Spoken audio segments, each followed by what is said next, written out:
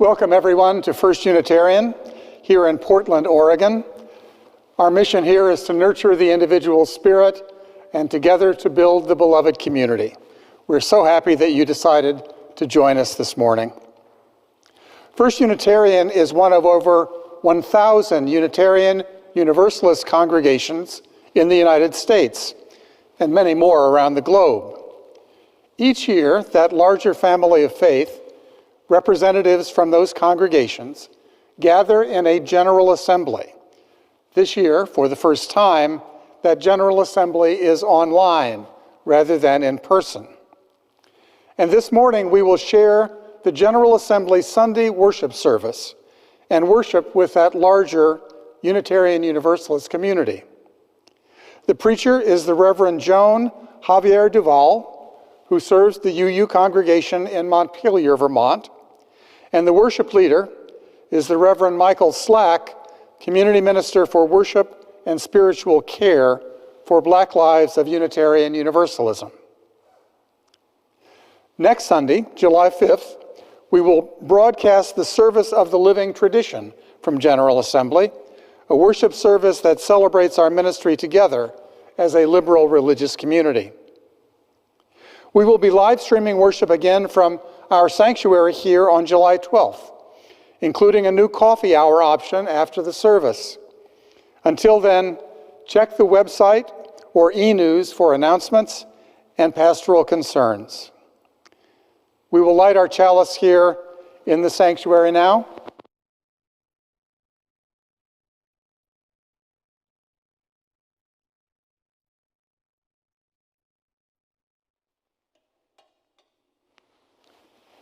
And say together, we are Unitarian Universalists. We light this chalice in faith, in hope, and in love. Come now, let us join our larger family of faith in worship.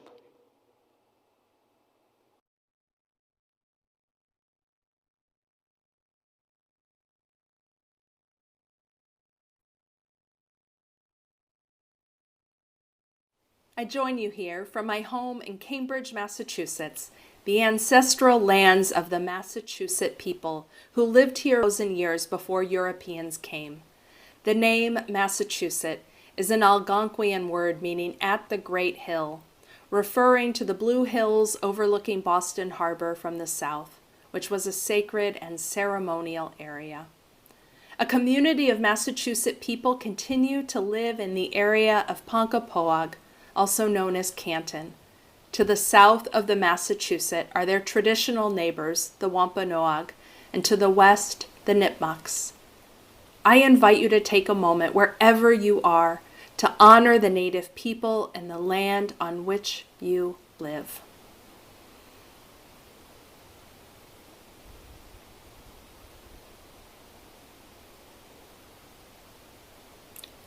And if you don't know this history, then commit to learning it. Land acknowledgements help combat the erasure of indigenous peoples and cultures, breaking the silence in settler communities that diminish the legacy of trauma, violence, and theft. That is the reality of colonialism experienced by indigenous people throughout the United States and globally. And it is not just history, it's happening right now. Indigenous people are still here. Their lands are still occupied. Dear ones, I am Susan Frederick Gray, president of your Unitarian Universalist Association. Welcome Unitarian Universalists from all over the world, gathered in this sacred hour for the closing worship of the 2020 all-virtual General Assembly. Throughout this week, we have rooted ourselves in history, including the complicated history of Unitarian Universalism's complicity in colonization and conquest. We have been inspired by the vision of leaders both within and beyond our tradition, calling forth liberating practices of community, resistance, spirituality, faith, and organizing. We are inspired by the courage of resistance movements rising up today, and we are ready to act ready to join more deeply in solidarity, to breathe more life into a faith and a world liberated from systems of colonialism and white supremacy and more deeply embodied by the values of compassion and interdependence and the practices of justice and equity. It is my great pleasure to introduce the worship team for this service, the Reverend Joan Javier Duvall, minister of the Unitarian Church of Montpelier, Vermont, the Reverend Michael O'Neill Slack, community minister for worship and spiritual care for Black Lives of Unitarian Universalism, otherwise known as Blue, and Mr. Benji Messer, music director for the Unitarian Universalist Congregation of Phoenix, Arizona. Thank you to these leaders, the choir, musicians, tech support, and all those who make today's worship possible. Now, as we enter this space together, I invite us to take a deep breath and to gently let it go.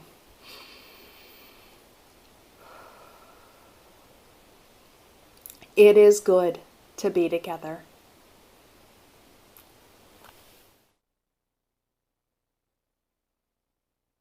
Hello, I am Reverend Joan Javier Duvall. And I am Reverend Michael Slack. We are so grateful to be worshiping with you today. The elements of today's service have all been pre-recorded.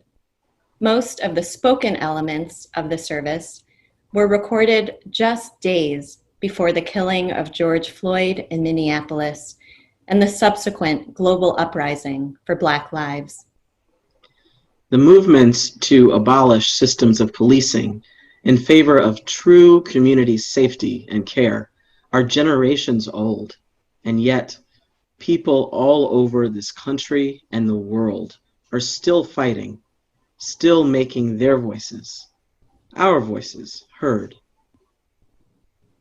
We hope that the service shared with you today feels relevant and nourishing to you, even with the time lag between its original recording and your receiving it today. There is still much work to be done and many rivers to cross. May our shared faith carry us through.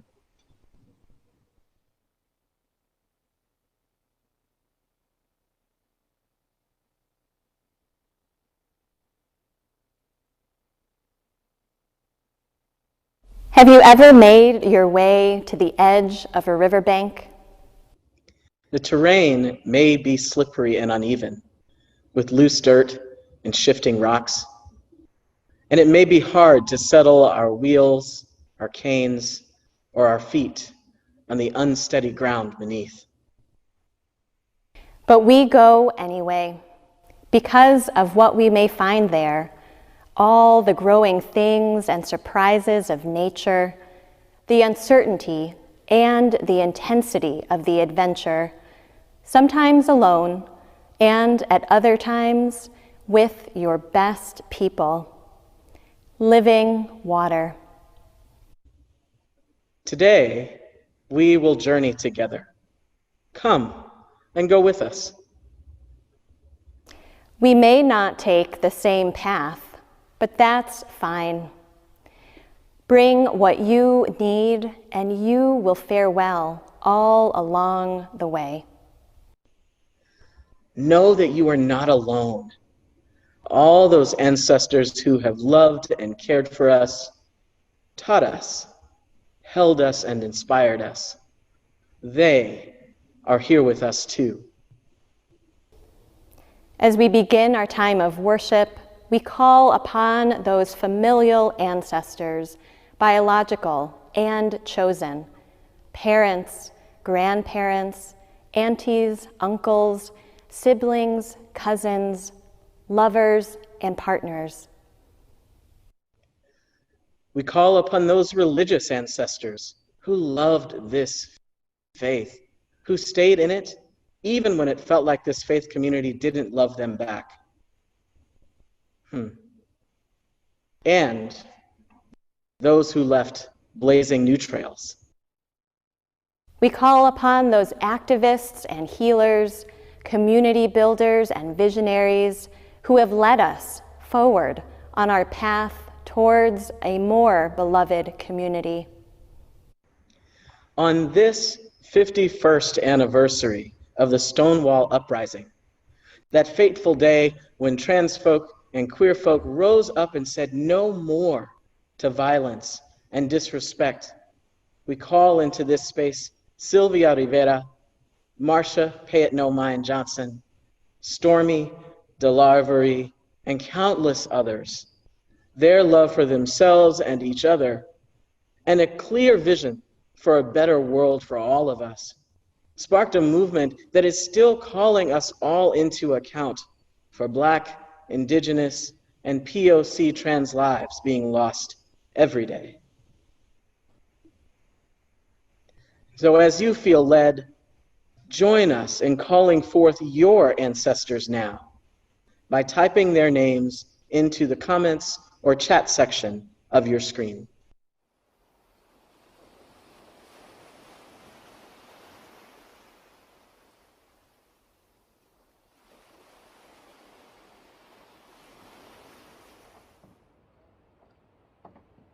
Now, having welcomed in our ancestors, honoring the love that we have for them and the love and the power they share with us, we light our chalice, an enduring symbol of Unitarian Universalism. We kindle one flame and another, across distance and geography, uniting in this sacred time. May these flames remind us of who we are and the path lit for us by those who have come before. We are all here together now. Slowly but surely, let us make our way down.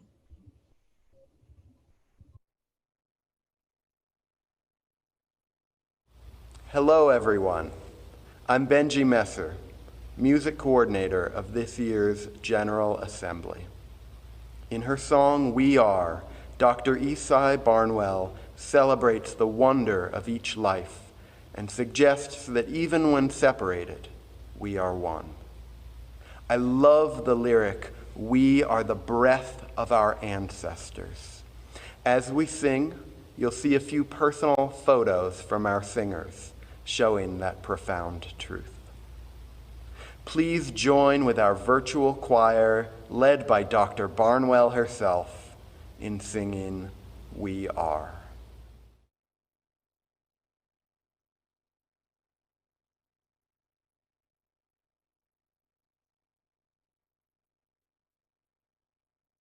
For each child that's born, a morning star rises and sings to the universe who we are. For each child that's born, a morning star rises and sings to the universe who we are. Oh, for each child that's born, a morning star rises and sings to the universe who we are. Oh, for each child that's born, a morning star rises and sings to the universe who we are. We are our grandmother's prayers, and we are our grandfather's dreamings, and we are the breath of our ancestors. We are the Spirit of God. We are mothers of courage, fathers of time, daughters of dust, and the sons of great visions. We're sisters of mercy, brothers of love, lovers of life, and the builders of nations. We're seekers of truth, keepers of faith, makers of peace, and the wisdom of ages. We are our grandmother's prayers. We are our grandfather's dreamings, and we are the breath of our ancestors. We are the Spirit of God. We are mothers of courage, bridge. Fathers of time, daughters of dust, and the sons of great visions. We're sisters of mercy, brothers of love, lovers of life, and the builders of nations. We're seekers of truth and keepers of faith. We are makers of peace and the wisdom of ages. We are our grandmother's prayers. We are our grandfather's dreamings, and we are the breath of our ancestors. We are the Spirit of God. We are our grandmother's prayers, and we are our grandfather's dreamings. We are the breath of our ancestors. We are the Spirit of God. For each child that's born, a morning star rises and sings to the universe who we are. For each child that's born, a morning star rises and sings to the universe who we are. We are one.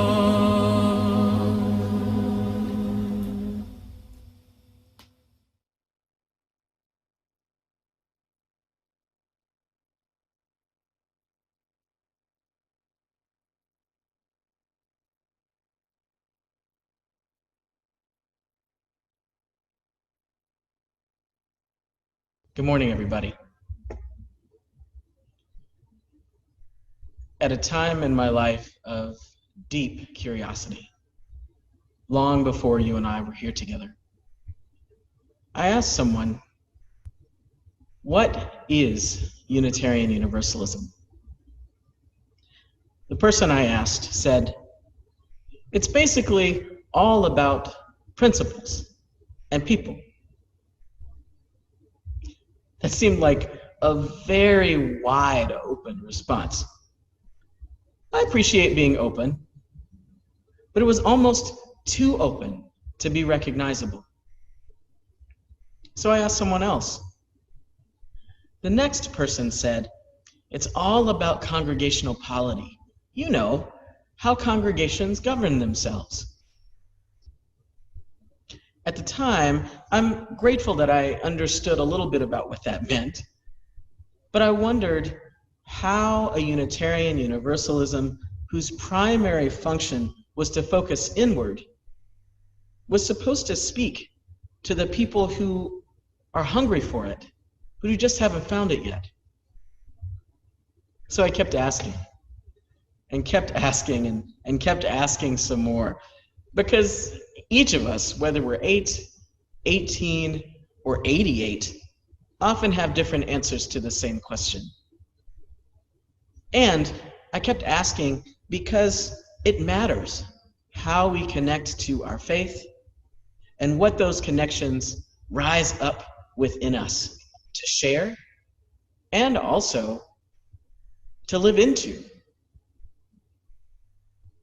Many of the responses I've received over the years have either been deeply engaging or at times deeply troubling. But thankfully, ultimately, they have all drawn me closer. Along the way, of course, I started doing some of my own reading, and I came across words from Reverend Lauren Smith, the UUA's Director of Stewardship and Development.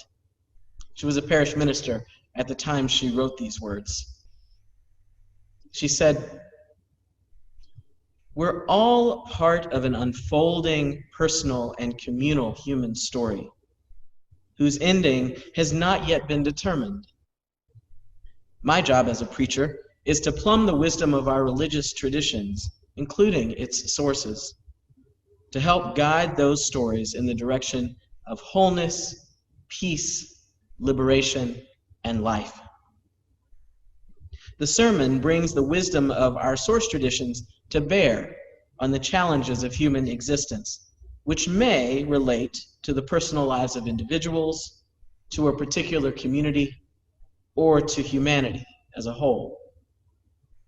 Each of us participates in life at all these levels.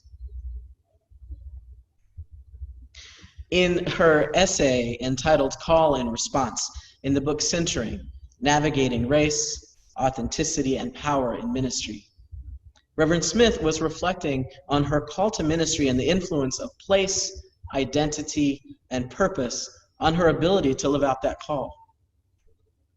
And it still speaks powerfully to me about the richness of, as well as some of the constraints around our varied entry points into Unitarian Universalism. My early inquiries reflected worries about my own entry points. The stories that we carry here, both personal and communal, have a deep impact on what we're drawn to here, on what offers comfort, or perhaps even challenge here, and what drives us to move or stay still here. To put it simply, we're not all in the same place socially, politically, economically, or theologically.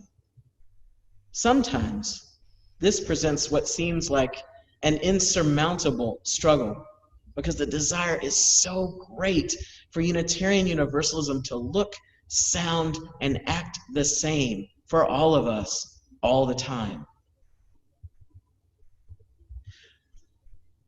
But Unitarian Universalism is not universal.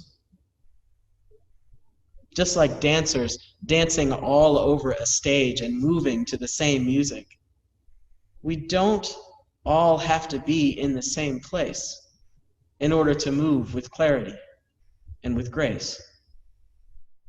Our charge, especially in this moment, I believe is twofold. One, to know where we are as individuals and as communities. And two, to trust people when they know what they need here. If we can only root down into where we are, we may know better how to grow and what growing together may look like, sound like, and ultimately may mean. Our movements for liberation carry within them powerful ideas. Unitarian Universalism is no different.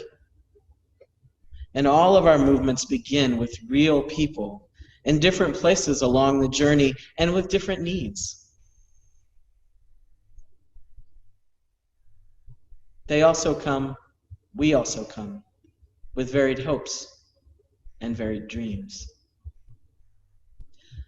We cannot always wait with or wait for one another. In the journey toward, what did Reverend Lauren say? Wholeness, peace, liberation, and life. That journey remains wherever we happen to be along its path. But not to worry. As June Jordan offered in 1978 in her poem for South African women, the ones who stood without sweet company will sing and sing back into the mountains and, if necessary, even under the sea. There is work to do, rivers to cross, journeys to take separately and together, rest and play to be had. Unitarian Universalism, because it is vast enough, powerful enough, and salvific enough, will continue. It will continue to thrive as some of us move, and even if all of us don't, can't, or won't. May it be so.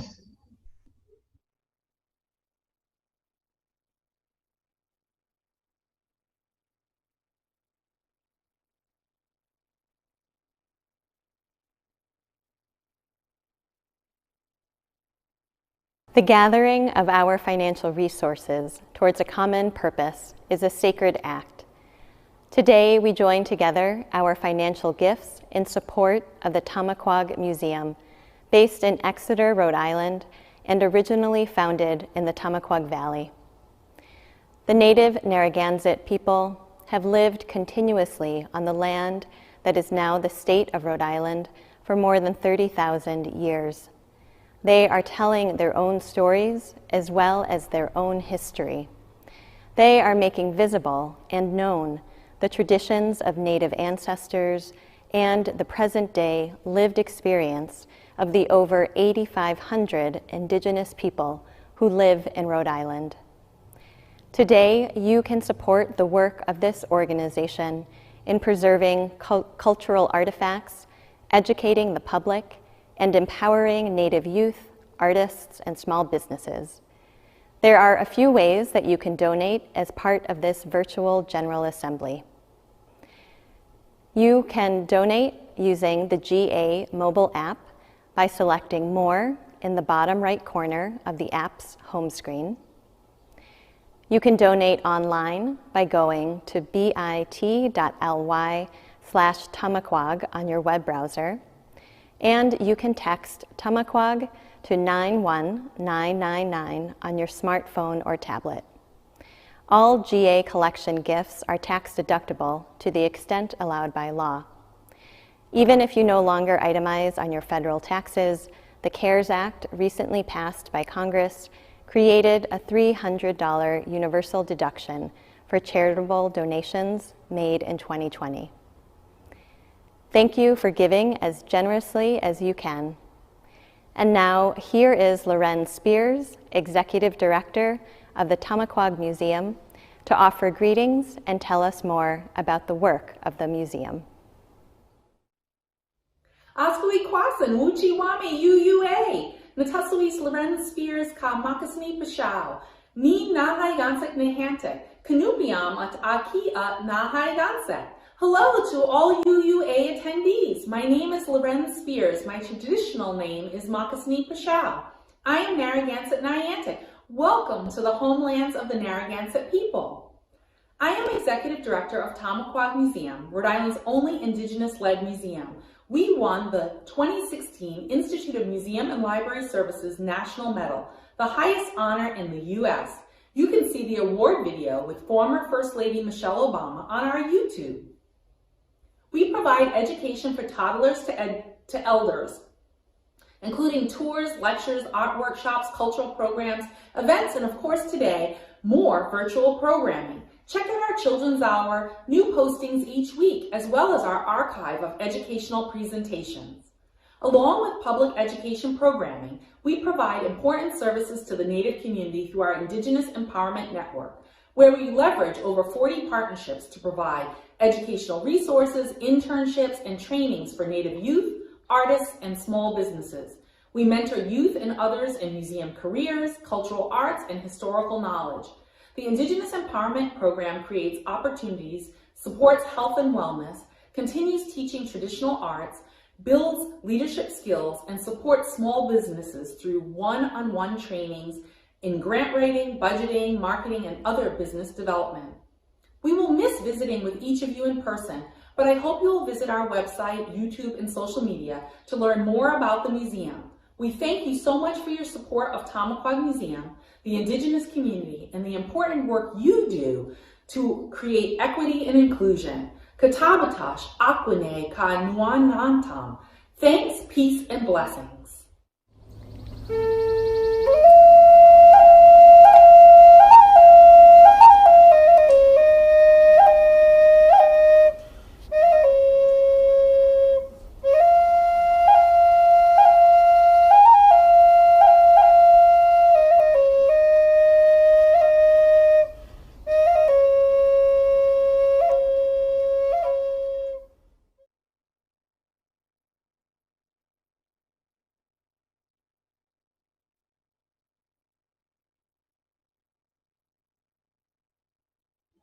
Enter into this moment, breathing deeply,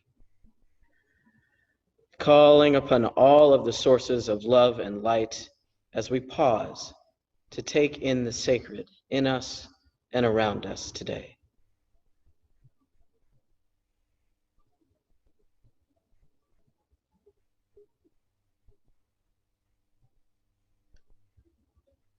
Spirit of life, goddesses and gods of many names and of no name,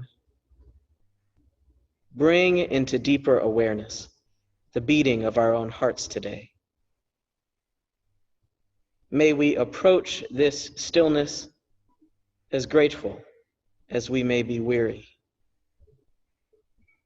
Grateful for the people in our lives, in our online spaces and our neighborhoods, our cities and states, who are doing the good work of making sure we are cared for and comforted, fed and hydrated, who are making joy, healing, connection, comfort, and love possible.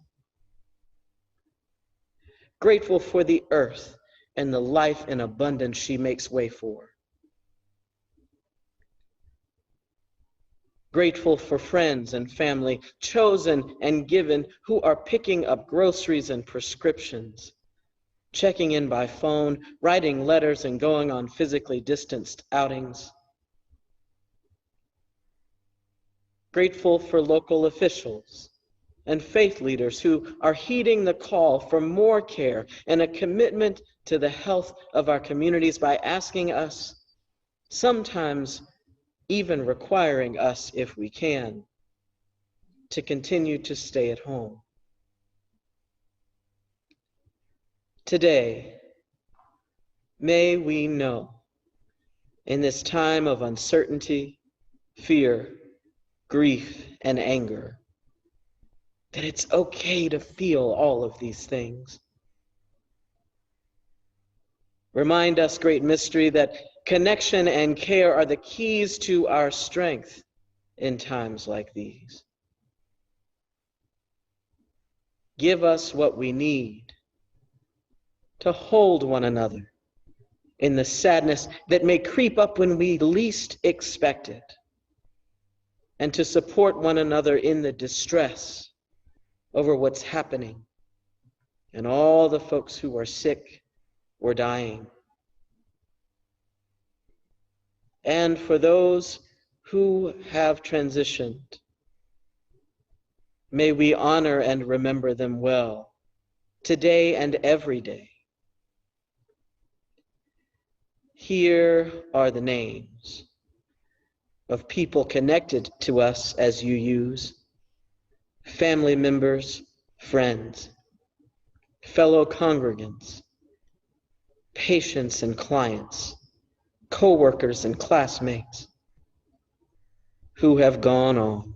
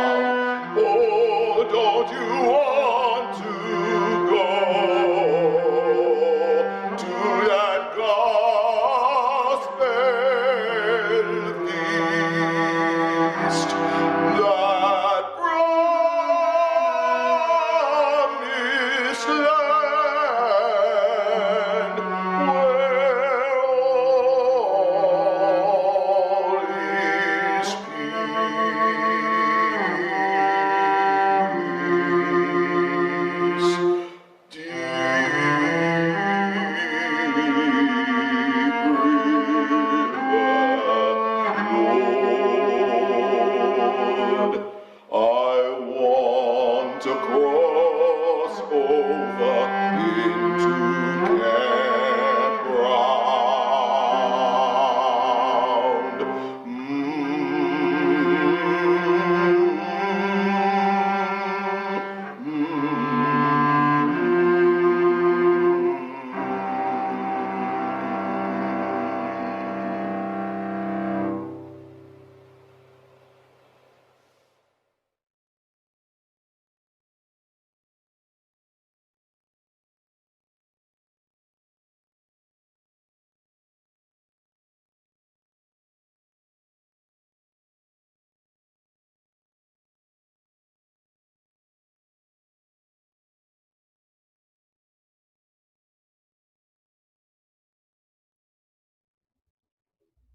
In this space, we can surrender all our greatest hopes for ways we can care for one another better in these times, and all our deep grief over the loss of human life and all the ways people and systems are doing unfathomable harm.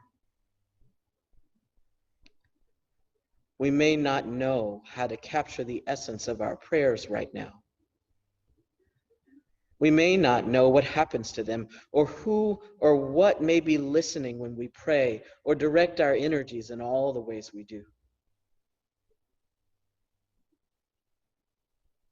All that we ask today is that we be surrounded and held, both in our clarity and in our uncertainty, in our hopelessness and in our distress, that in all these things we are surrounded and held with love and with compassion. Amen. Ashe, and blessed be.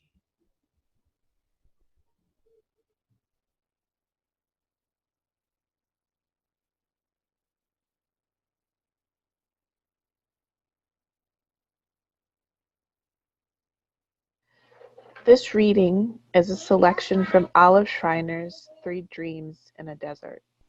Schreiner was born in South Africa in 1855, the daughter of English missionaries. Schreiner became an activist for women's rights, pacifism, and abolition, as well as a writer. The African-American theologian Howard Thurman edited an anthology of her work in 1975 entitled A Track to the Water's Edge, the Olive Schreiner Reader, which includes the selection. The reading has been adapted for gender inclusivity. I saw a desert, and I saw a woman coming out of it. And she came to the bank of a dark river, and the bank was steep and high. And on it an elder met her, who had a withered face, and the stick that curled was in their hand, and on it was written, Reason. And they asked her what she wanted, and she said, I am woman, and I am seeking for the land of freedom. And they said, It is before you. and she said, I see nothing before me but a dark flowing river and a bank steep and high, and cuttings here and there with heavy sand in them. and they said, And beyond that? I see nothing, but sometimes when I shade my eyes with my hand, I think I see on the further bank trees and hills, and the sun shining on them. That is the land of freedom. How am I to get there? There is one way and one only, down the banks of labor, through the water of suffering. There is no other. Is there no bridge? None. Is the water deep? Deep. Is the floor worn? It is. It is. And your foot may slip at any time, and you may be lost. And she said, Have any crossed already? Some have tried. Is there a track to show where the best fording is? Has to be made. she shaded her eyes with her hand, and she said, I will go. and she stood far off on the bank of the river. And she said, For what do I go to this far land which no one has ever reached? Oh, I am alone. I am utterly alone. and reason that elder said to her, Silence! What do you hear? and she listened intently.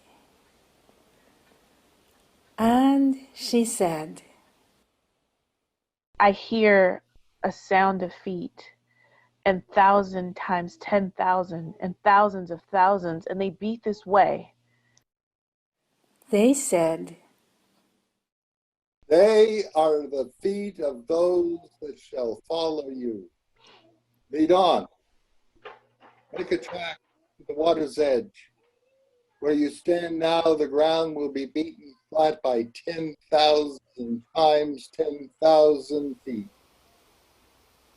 Seen the locusts, how they cross a stream? First, one comes down to the water edge and is swept away, and then another comes, and then another, and then another, and at last their bodies piled up on a bridge is built, and the rest pass over. she said, And of those that come first, some are swept away and are heard of no more. Their bodies do not even build the bridge. They are swept away and are heard no more. And what of that? And what of that? They make a track to the water's edge. They make a track to the water's edge. Over that bridge which shall be built with our bodies, who will pass? They said, All of humanity. and the woman grasped her staff. And I saw her turn down that dark path to the river. And I dreamed a dream. I dreamed I saw a land, and on the hills journeyed brave people, hand in hand. And they looked into each other's eyes, and they were not afraid. And I saw the women also hold each other's hands. And I said to him beside me, What place is this? And they said, This is heaven. and I said, Where is it? And Z answered, On earth. and I said, When shall these things be? And Per answered, In the future.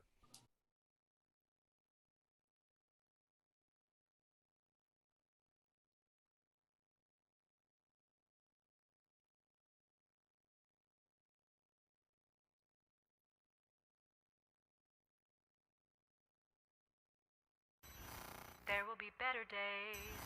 There will be better days. There will be better days. There will be better days. There will be better days. There will be better days. There will be better days. There will be better days. Let the wave wash over. There will be better days. There will be better days. There will be better days. I am there will be better days. There will be better days. There will be better days. There will be better days. Let the wave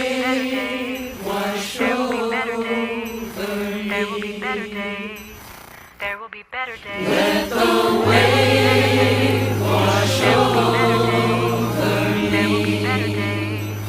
There will be better days. Let the wave wash over me. There will be better days. There will be better days. I am ready. There will be better days. There will be better days. Let the wave wash over me. There will be better days. There will be better days. Let the wave wash over me. There will be better days. There will be better days. Let the wave wash over me. There will be better days. There will be better days. I am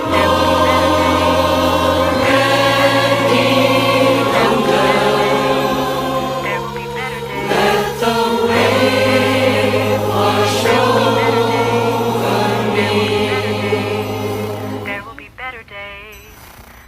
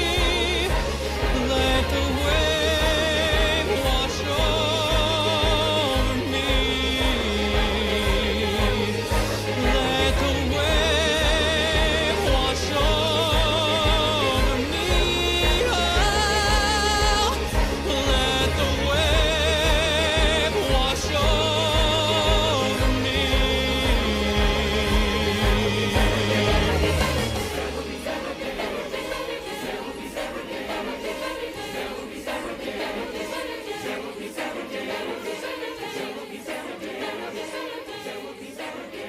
better days. There will be better days. There will be better days. There will be better days. There will be better days.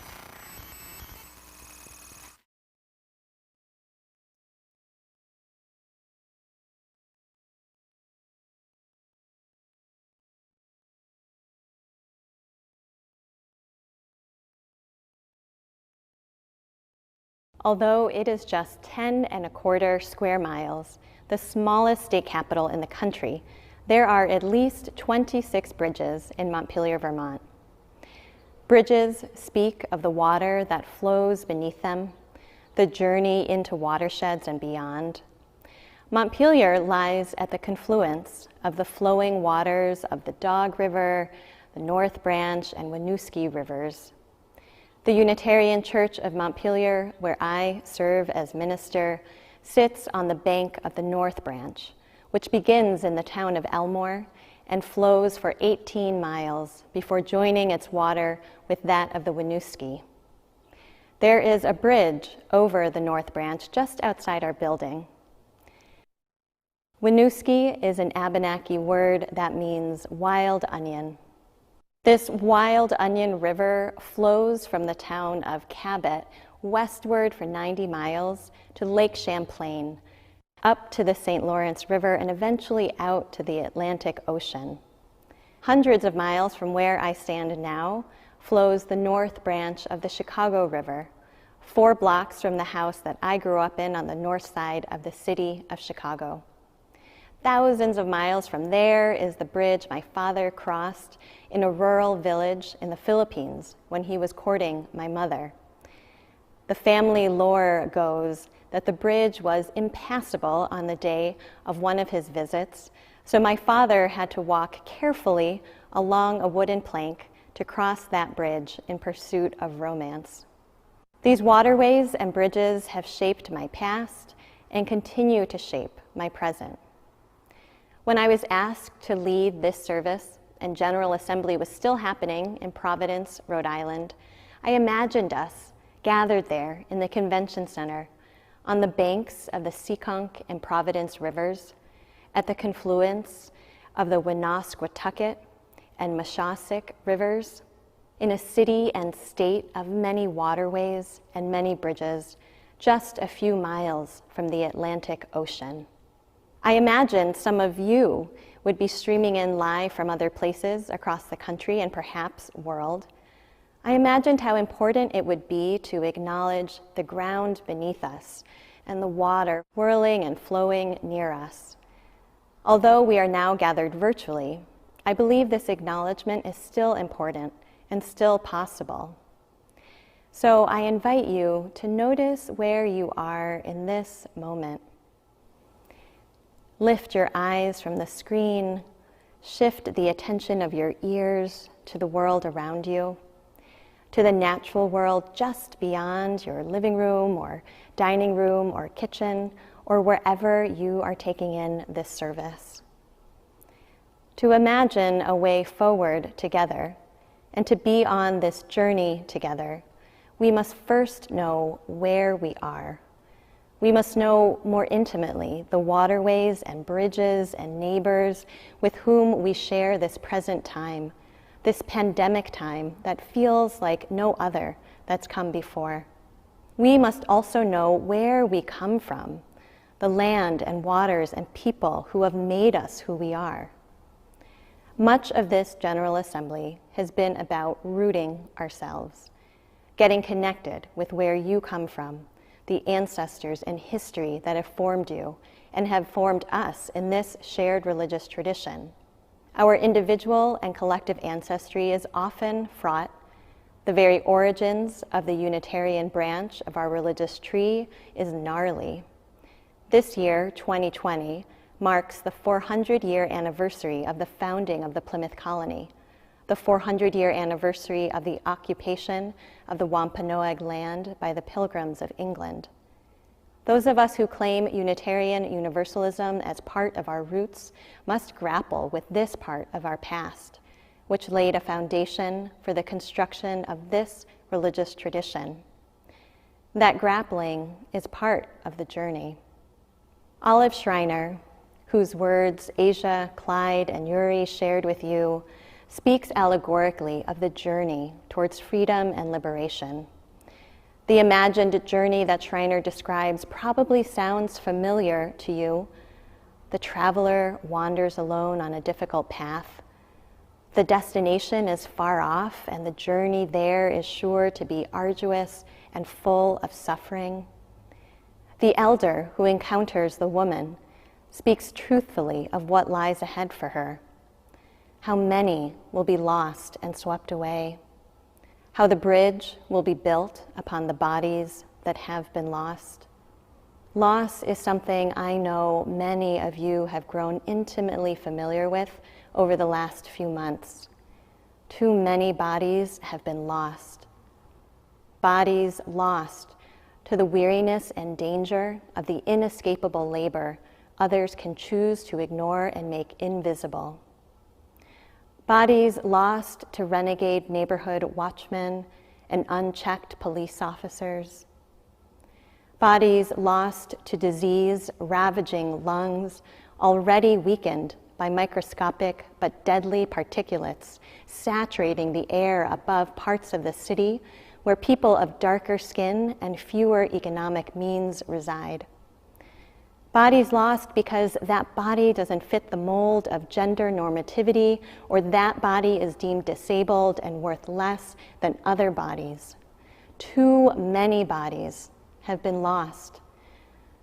These lost bodies are friends and family and neighbors and lovers. They are the named and unnamed, the known and the stranger. These lost bodies are the kin with whom we join in solidarity in the movements for liberation. Liberation is costly, said Archbishop Desmond Tutu of South Africa. Liberation is costly. Schreiner writes, And of those that come first, some are swept away and are heard of no more. Their bodies do not even build the bridge, and are swept away and are heard of no more. And what of that? And what of that? They make a track to the water's edge. They make a track to the water's edge. And she said, over that bridge, which shall be built with our bodies, who will pass?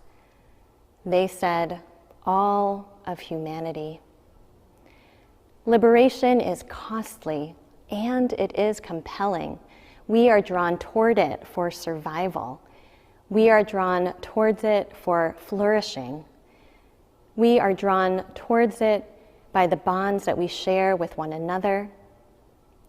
As Unitarian Universalists, our faith compels us towards seeking collective liberation, a liberation that recognizes we are dependent on one another and upon the earth, and that the freedom of any one of us is tied to the freedom of all of us.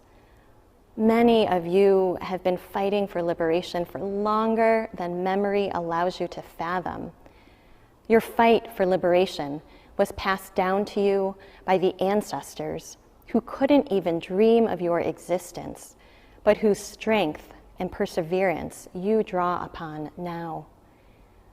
Some of you are new to this struggle for liberation, or at least to the idea that somehow your own liberation is connected to your neighbors.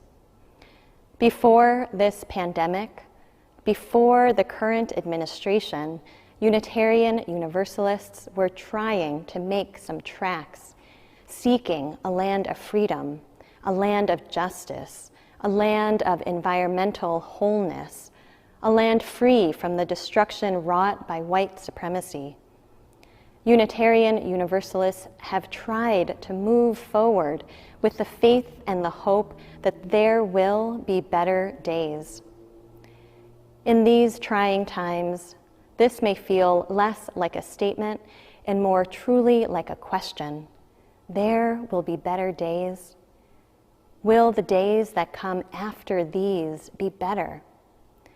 There is so much uncertainty in the world right now. Even if we can have some clarity about where we've been, where we are now, the future and where we are headed is like an abstract painting whose forms we can barely make out. In these times that test our readiness, how can we feel ready for what is unknown? I believe we can each learn from times in our own lives when our readiness has been tested. For me, one such time came in March of 2019 when I joined in an interfaith delegation to Honduras, including a handful of Unitarian Universalists. The purpose of the trip was to better understand the root causes of migration from that country to the United States.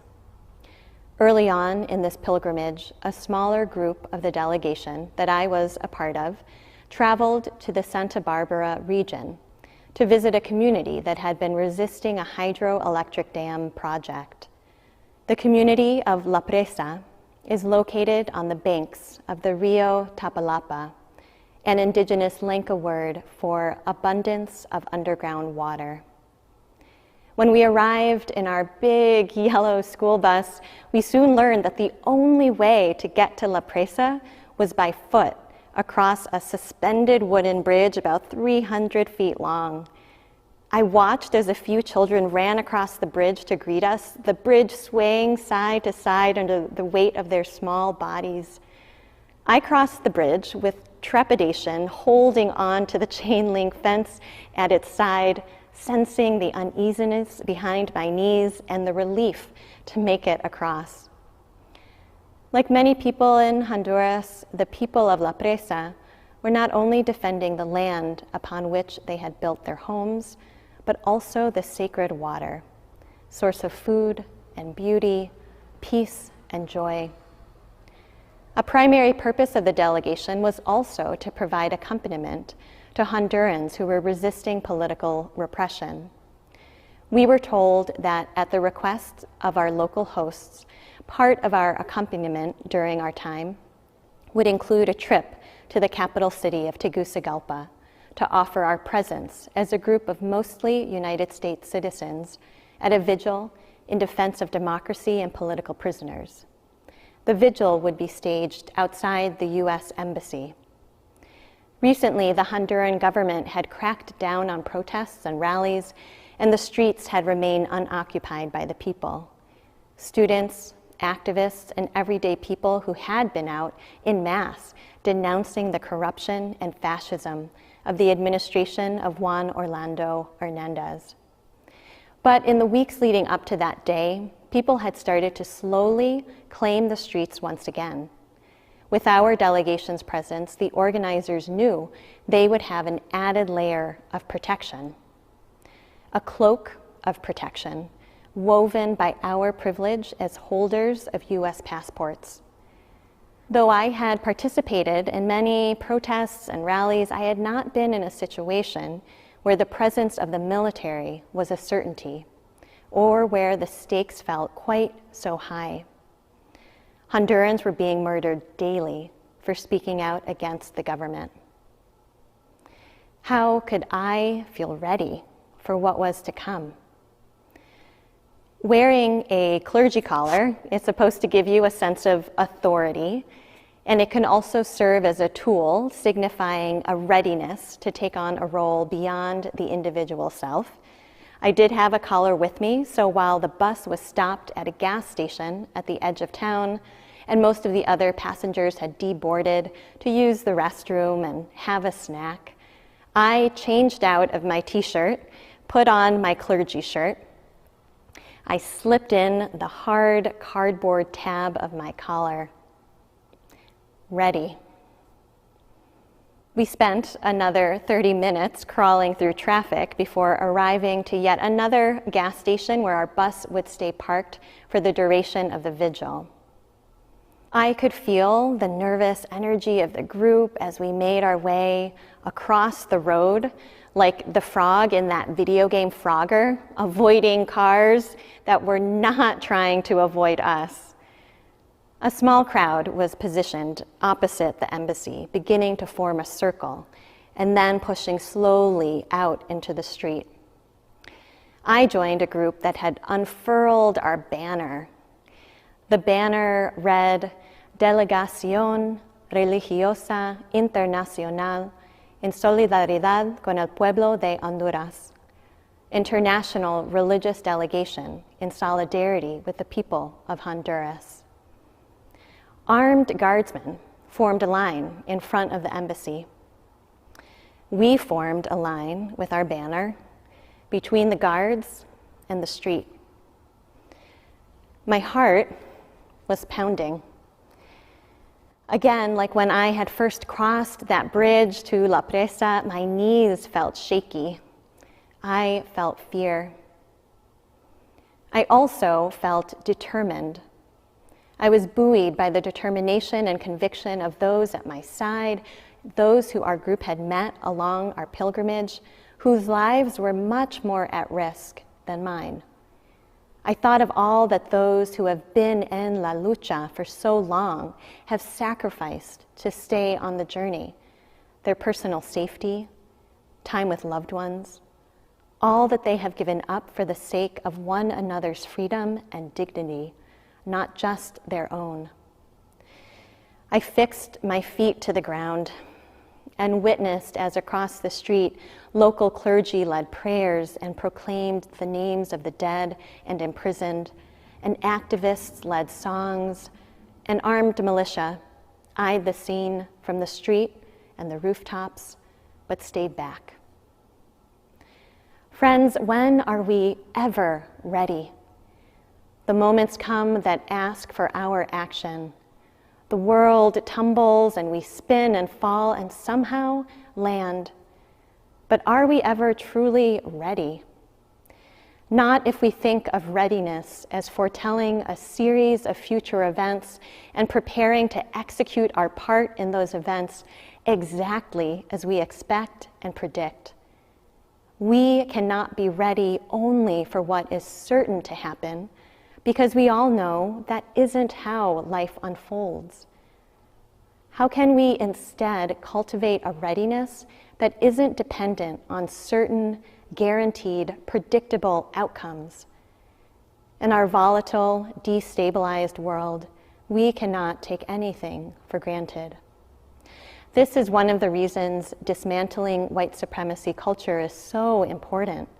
If we remain fixated on perfectionism and controlling outcomes and results, hallmarks of this culture, we create more suffering. We push people out who have grown weary of a culture that stifles risk-taking and creativity and ways of being that are raw and messy. Readiness does not mean perfection. It does not mean mistakes won't be made along the way. Readiness instead is open-hearted, willing to take risks, and willing to make sacrifices. Being spiritually ready means being willing to try and to make mistakes and to ask forgiveness. Being ready means looking for who was there first and learning from what has already been done. For some of us, especially those whose voices have historically lived in the center of power, this means being humble and quieting down those voices. For others, being ready means trusting ourselves to take up space and making our voices louder. Being ready also means remembering that we don't do any of this alone just for the sake of our own individual survival. The individualism so strongly ingrained into our secular and our Unitarian Universalist culture has a rugged and reckless streak. When we instead embrace our interdependence, we can see that there is a sacredness in the sacrifices we make as individuals for the collective good and for collective liberation. Even when we are surrounded by uncertainty, we can, with clarity and conviction, be ready to set aside the pursuit of our individual comfort and instead take up the shared work of moving forward towards liberation together. We cannot prepare ourselves for a predictable future. That is the only guarantee at the moment. Yet we can faithfully, truthfully, and lovingly ready ourselves to continue as travelers, as elders, as bridge builders. Olive Schreiner writes, "And I dreamed a dream. I dreamed I saw a land, and on the hills journeyed brave people, hand in hand, and they looked into each other's eyes, and they were not afraid. And I saw the women also hold each other's hands, and I said to him beside me, 'What place is this?' And they said, 'This is heaven.' And I said, 'Where is it?' And Z answered, 'On earth.' And I said, 'When shall these things be?' And Per answered, 'In the future.' The heaven that we dream of can be, must be here on earth. And we're not just waiting for it to arrive in some distant future. In this present moment, we are part of creating that heaven on earth, the land of freedom that so many, too many, have lost their lives in the process of seeking out. To cross that bridge to the land of freedom, we each have to dig in deeper to where we are right now. The coronavirus pandemic is forcing us to stay put, to stay local. So how do you build intimacy and relationship with the people and the land right where you are?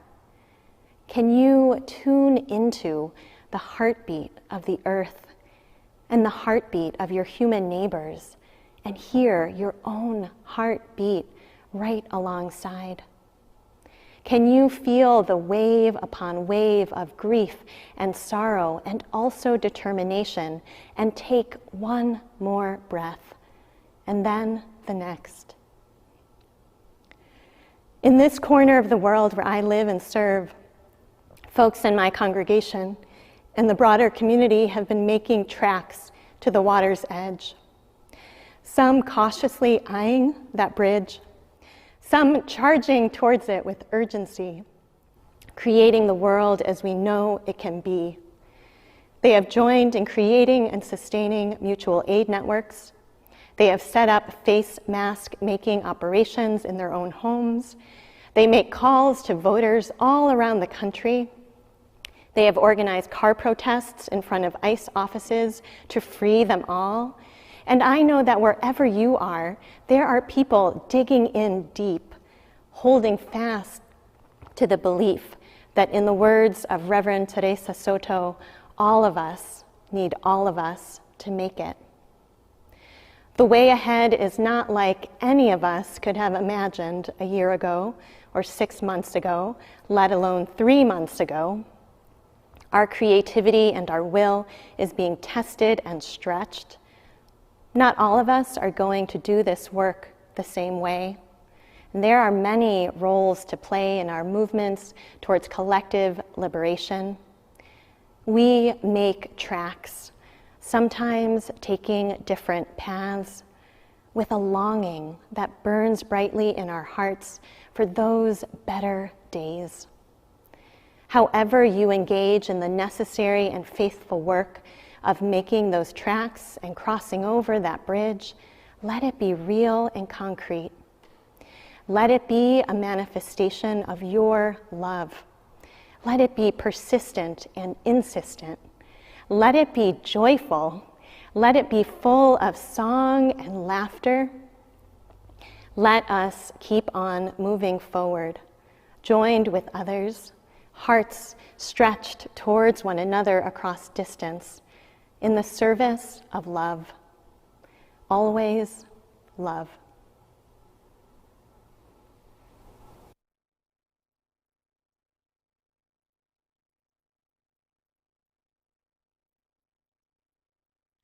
Gonna keep on moving forward. Keep on moving forward. Keep on moving forward. Never turning back.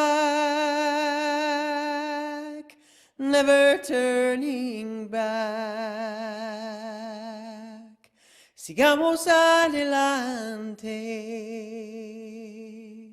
siempre adelante, siempre adelante,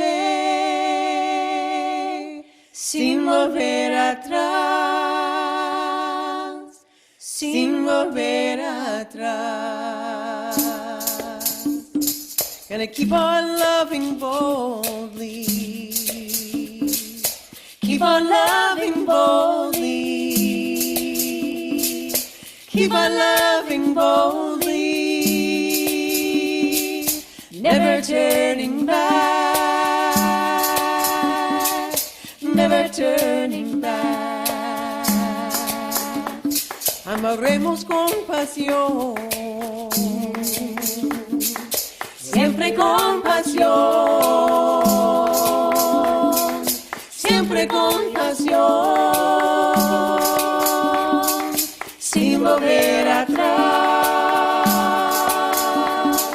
sin volver atrás. Gonna reach across our borders,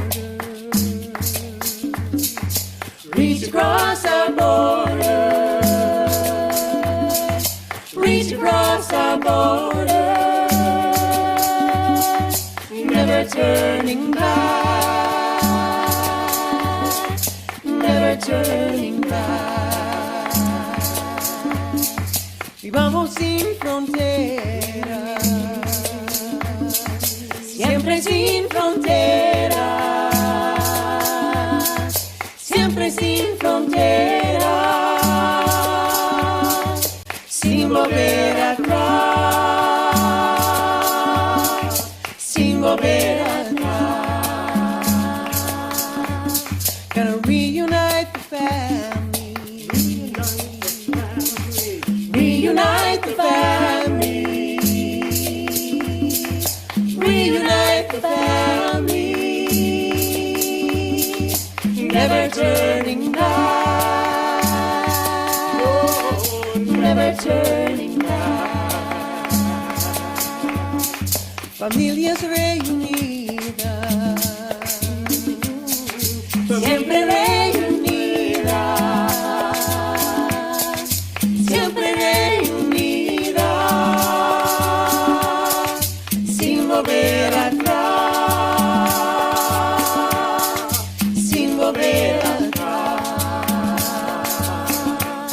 Gonna keep on moving forward, keep on moving forward, keep on moving forward, never turning back, never turning back, never turning back, never turning back, never turning back, never turning back. Peace. We love you.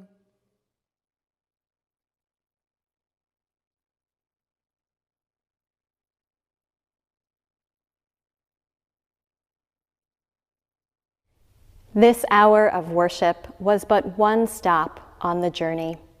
As you continue on your way, may you bring with you the wisdom of the ancestors and elders. May you bring with you the clarity of your vision and the conviction of your heart. May you stop and ask for what you need along the way. May you listen closely and deeply to your companions. And may you know yourself accompanied by beloved kin, by faithful partners in spirit, and by a big and bold love that holds us all.